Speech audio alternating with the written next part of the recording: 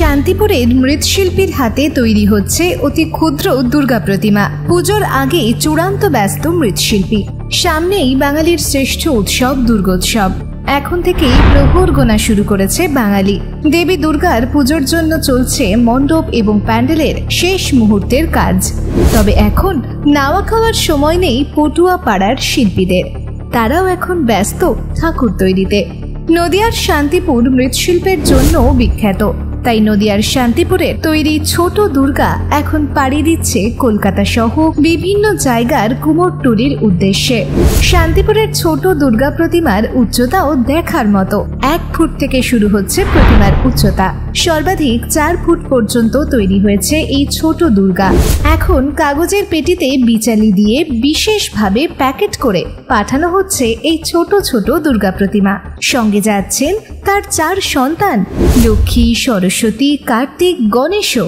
এই বিষয়ে শান্তিপুরের ছোট দুর্গা প্রস্তুতকারী মৃৎশিল্পী গৌর পাল জানাচ্ছেন, এই কাজ আমার মোটামুটি 28-29 বছর হয়ে গেল। এই বছর তো হাতে গোনা কয়েকদিন পুজো, চাহিদাটা কেমন? চাহিদা বলতে আমার এখানে আমার তো বিক্রি করা ব্যাপার থাকে না, আমাদের ওখানে কুমোরটুলিতে ঘর ধরা আছে, যে যেটা যেটা বলে আমি দিয়ে দিই, এবার তারা বিক্রি করে। এবার আমি এখন কুমোরটুলিতে চাহিদা কিরকম আমি বলতে পারবো না, আমি কালকে যাব তখন বুঝতে পারবো। আচ্ছা, এই যে একদম ছোট ছোট দুর্গা, তার আয়তনটা কত?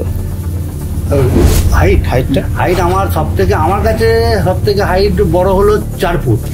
4 ফুটের আছে, 3 ফুটের আছে, 2 ফুটের আছে। আচ্ছা, এই দুর্গাগুলো যখন কুমোরটুলিতে যাচ্ছে, তাহলে এই দুর্গাগুলো পুজো হচ্ছে নাকি কোনো বাড়িতে? পুজো হচ্ছে। আচ্ছা, প্রতিটা দুর্গা পুজো হয়। বিশেষ করে থিমের ঠাকুর অনেকে পুজো করে না, তখন এই 4 ফুটের দুর্গাগুলো বেশিরভাগ এই সাইডে রেখে এই দুর্গা পুজো হয়। আচ্ছা, তার জন্য কি এই দুর্গা কি এখন চাহিদা কি অনেকটাই বেশি মনে করছেন? হ্যাঁ, আগের থেকে অনেক বেড়েছে, বিশেষ করে লকডাউনের পর থেকেই বেড়েছে। লকডাউনের বছর থেকেই বেড়েছে। শান্তিপুরে তো অনেক মৃৎশিল্পী রয়েছে, কিন্তু আপনার কাছে দেখা যাচ্ছে যে একদম ক্ষুদ্র যে ছোট দুর্গা, তা কিন্তু বেশিরভাগ অংশ, অর্থাৎ বড় দুর্গার থেকে তুলনায় এই ছোট দুর্গা বেশি। বড় দুর্গা এখানে করি না, আমি এখানে থাকি না, তো আমি কুমোরটুলিতেই বেশি কাজ করি, ওই জন্য বড় দুর্গা করি না। বড় দুর্গা অর্ডার আসে, কিন্তু আমি নিই না। আচ্ছা, আমার সময় নেই। এখন কি পরিস্থিতি আপনাদের? এখন তো চাপ বিরাট। এখন এই এরপরে গণেশ আছে, এই কাল থেকে গণেশের চোখ ধরবো কুমোরটুলি গিয়ে, এবার তারপরে বিশ্বকর্মা, তারপরে দুর্গা। এই দুর্গাগুলো যাচ্ছে কিভাবে? যাচ্ছে লরি করে প্যাকিং হবে, প্যাকিং করে চলে যাবে। 2 ফুটের যে দুর্গাগুলো সেগুলো কি কুমোরটুলিতে যায় নাকি বাইরে কোথাও যায়? আপনার দেখুন, আমার কুমোরটুলি থেকে বাইরেও যায়, কুমোরটুলিতে সারা কলকাতার মধ্যেও যায়। এবার কোথায় যায় সেটা আমরা বলতে পারবো না, কারণ আমি তো দিয়ে দিই, তাদেরকে দিয়ে দিই, কুমোরটুলির মালিককে দিয়ে দিই, এবার মালিক যেটা করে সেটা। ইনকাম কি বেড়েছে বলতে পারবো না, কাজ বেড়েছে আমার। ইনকাম এখন ঠিক আমাদের নিয়মে চললে হয়। এবার এক বছর হয় কি কাজটা জড়িয়ে যায়, তখন প্রচুর লোক নিয়ে কাজ করতে হয়, তখন একটু ঘাটতি দেখা যায়, নাহলে আগের থেকে বেড়েছে। মানে মৃৎশিল্পের প্রতি কি এখন মানুষ ঝুঁকছে, যারা শিক্ষা? না, বিশেষ করে কলেজের ছেলেটা তো ঢুকছেই না আমাদের মৃত্যু।